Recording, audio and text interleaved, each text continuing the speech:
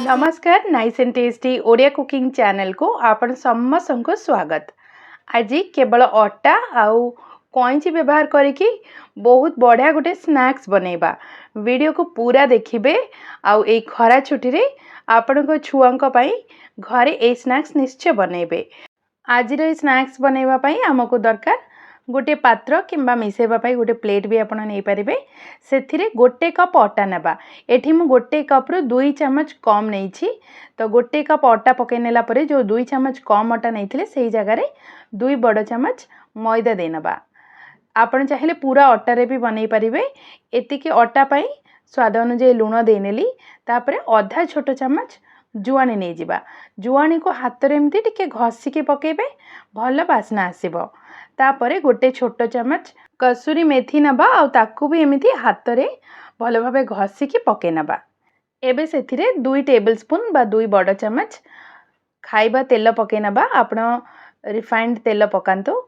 तो तेल पके नेला परे हाथ रे पूरा भल भाबे घसीबा। तो एठी आपण पूरा गोटे मिनट जाई एमिति अटा और तेल भल भाबे मिसांतो जेमिति हाथ रे एमिति धरिले एमिति गुळा हे जाउथबो। देखंतु ए भडी बिंडा हे जाउथबो। एबे हमें पानी देकी अटा को चकटिबा। तो एठी आपण बहुत पतला करिबेनी किंबा बहुत टाण करिबेनी। जेमिति हमें पूरी बनांती ना सेही भली अटा चकटा रेडी करिबा। तो अल्प अल्प पानी देकी पूरा भल भाबे चकटिकी ए भली देखंतु एमिति भाबे अटा चकटा रेडी करि नेबे। अटा चकटा रेडी होला परे पूरा गोटे मिनिट एमिति टिके ताको चकटी नेबे। एठी देखंतु अटा चकटा रेडी अछि।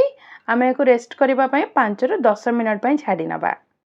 से मझिरे गोटे मसला बनै नबा। गोटे छोट गिना नेबे सेथिरे आधा छोट चम्मच लूण, आधा छोट चम्मच रु टिके अधिक चाट मसला पाउडर किंबा आमचूर पाउडर, अल्प लंका गुंड पके नबा। ए सब को पूरा भल भाबे मिसेइबा। ए मसला आमे आगो को जो स्नैक्स बनैबा सेथिरे पकेबा। टेस्ट बहुत ही बढ़िया आसीबो। मसला रेडी अछि। याको साइड रे रखिबा। अन्य पटे देखंतु 10 मिनिट हेई सालानी। एई अटा चकटा को पुनी थरे पूरा भल भाबे आ गोटे मिनट पई एमिति चकटी नबा जहा द्वारा आहुरी टिके नरम हे जिवो। एबे हमको दरकार गोटे कईची। ए स्नैक्स आपण कोनोसी शेप दरकार नहीं। कईची रे ए भली भाबे काटी नेले स्नैक्स रे बढ़िया गोटे शेप आसी जिवो। तो एठी देखंतु जो साइज रे आपण को बहुत मोटा दरकार हेले मोटा किंबा पतला दरकार हेले पतला ए भली राउंड करिकी ताको आपण काटी नेबे। देखंतु बहुत सहज रे कटिबो। आमे अलग अलग शेप रो स्नैक्स बनाती। तो से शेप बनैबा पई आपण को अधिका समय भी लागिबनी। तो एठी गोटे नुआ शेप रो आपण स्नैक्स बनै पारिबे। तो एठी देखिले ए भली भाबे सब गुडा आमे प्रथमे काटी नबा। एठी देखंतु जेतिकी अटा मु चकटी थिली से सब गुडा एमती काटिकी शेप देनेली। तो शेप देखंतु केते सुंदर हिची ना अधिका मोटा ना अधिका पतला सब गुडा गोटे साइज रो बनैची। एबे हमें छाणीबा पई गोटे तेल नै जिबा। तेल गरम हे सला परे गैस को लो टू मीडियम फ्लेम करके रखिबा। तापरे ए जो बने की रखिचनी स्नैक्स सब गुडा हमें गोटे थर रे पके नबा। जेहेतु हमें गोटे कप अटार माप नैछंती आपण गोटे थर रे छाणी नै पारिबे। पूरा ए माप रे बनैबे जम्मा लागिबनी। देखंतु सब गुडा हमर कढ़ई रे पड़ी जाउची।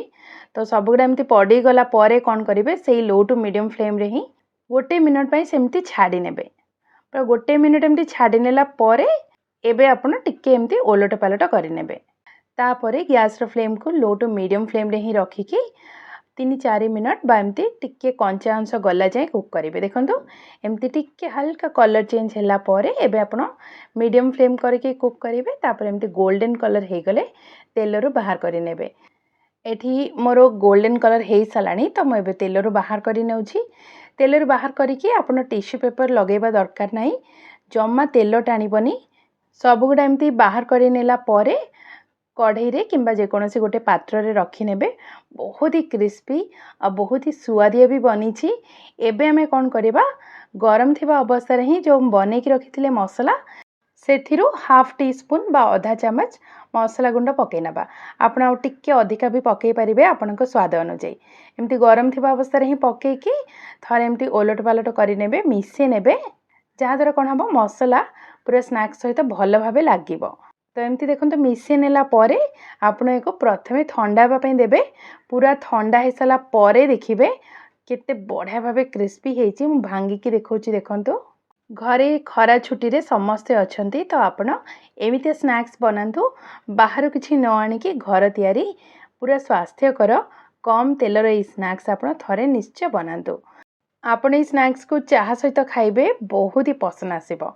आशा करूछि वीडियो पसंद आसला। वीडियो पसंद आसले वीडियो को लाइक करंतु, शेयर करंतु। आम चैनल नाइस एंड टेस्टी को एबे ही सब्सक्राइब करंतु। धन्यवाद।